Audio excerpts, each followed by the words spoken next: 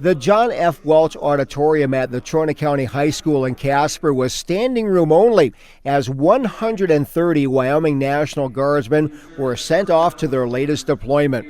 The 2nd Battalion of the 300th Field Artillery will be headed to the Middle East for a stay of 9 to 12 months. These service personnel have other jobs like attorneys and law enforcement, but for the most part, they're young men with young families, and it's hard to say goodbye, especially when you have babies and toddlers, wives or girlfriends. The send-off ceremony had a large family theme, and that hit home for many in attendance.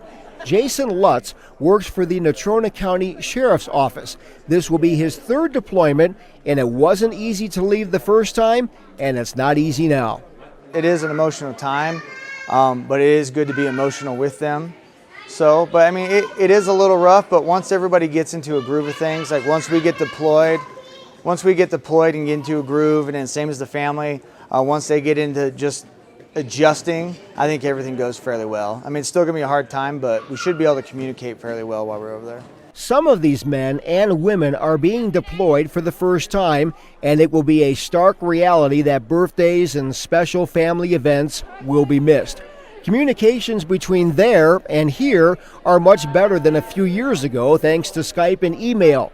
But service to their country now is their top priority in a life of big priorities. I actually just recently got engaged a couple months ago, so I'm very excited about that opportunity and look forward to the wedding upon my return. And so my fiance is not too thrilled I'm leaving, but she understands, and she knew what she was signing up for when she said yes as well.